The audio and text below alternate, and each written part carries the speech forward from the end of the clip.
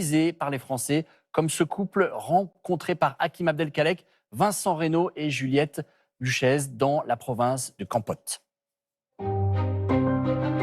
Au cœur des plaines verdoyantes du Cambodge, pousse l'un des poivres les plus célèbres et les plus chers du monde. Un poivre recherché par les plus grands chefs étoilés de la planète gastronomique.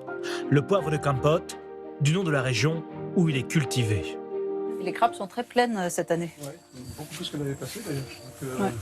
Regarde celui-là, il est plein de poivre. C'est magnifique. Ce couple franco-belge est aujourd'hui l'un des plus gros producteurs de poivre de Kampot. 44 000 poivriers sur 20 hectares achetés lors d'un coup de foudre en 2013, après une vie consacrée à l'informatique. On a vu ce lac, les montagnes derrière, on s'est dit c'est une région magnifique, on s'est installé dans la région. Et c'est une région qui traditionnellement est une région de poivre. Donc on s'est dit, voilà, on va faire du poivre. C'était vraiment ce qu'on a envie de faire. C'était une démarche assez passionnelle, peut-être irréfléchie aussi, quelque part, voire peut-être irresponsable. Mais en tout cas, on l'a fait, on a franchi le pas. Voilà. Depuis les siècles et des siècles, le poivre de Kampot est récolté à la main, grappe par grappe. Il pousse sur des lianes enroulées autour de tuteurs en bois qui atteignent près de 4 mètres. Cette année, il y a beaucoup de grains. Et ils ont une belle taille. Ils ont une belle taille, quoi. Une épice qui, pour être estampillée poivre de Kampot, doit également répondre à des critères très précis. Utilisation uniquement d'engrais naturels. Donc on est sur de la bouse de vache, du guano de chauve-souris. Il va être ensuite récolté à la main, sélectionné à la main. Et c'est ce qui donne la qualité unique et les arômes uniques du poivre de Kampot. En 10 ans, le couple a investi ici près de 6 millions d'euros et emploie désormais plus de 100 salariés, jusqu'à 200 avec les saisonniers.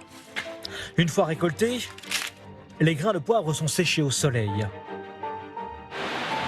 puis égrenés, c'est-à-dire entièrement séparés des restes de la grappe. Peut alors commencer le travail le plus stratégique de la production. Des dizaines de petites mains qui doivent trier à la pince à épiler chaque grain de poivre. Pas question de laisser passer une petite bille qui ne soit pas parfaitement conforme. Vous voyez cette petite queue qui reste accrochée? C'est-à-dire qu'au moment de l'égrenage, il y a eu un problème et le grain ne s'est pas séparé complètement de la branche en quelque sorte. Il reste ce corps étranger finalement, puisque c'est un corps étranger accroché au grain. Eh bien, nous excluons donc ce grain. C'est un travail très fastidieux parce qu'on gère des millions et des millions et des millions de grains tous les jours. Parfumé, très aromatique. Le grain est parfait pour moi. On sent le croquant encore d'un grain frais, c'est très agréable. La plantation produit chaque année 30 tonnes de poivre. Vendu 50 € le kilo ici, ce poivre sera revendu 200 € le kilo dans les épiceries fines du monde entier. Et il se retrouvera également sur les plus grandes tables de la cuisine française.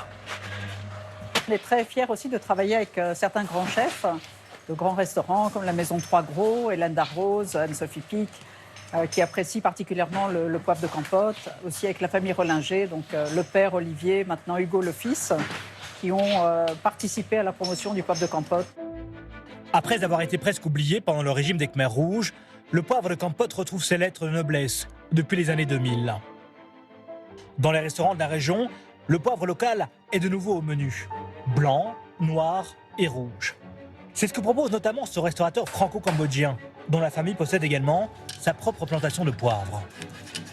Le poivre blanc se marie très bien avec le citron. Une tarte au citron poivre blanc, ça marche très bien. Le poivre rouge, par exemple? Le poivre rouge avec le chocolat, vanille. Et le poivre noir?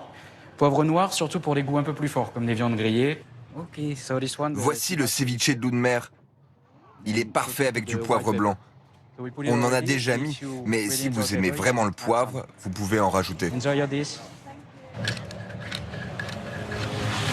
Le poivre de Kampot est ce qu'on appelle un exhausteur de goût, une sorte de révélateur de saveur, un poivre dont le goût reste longtemps en bouche.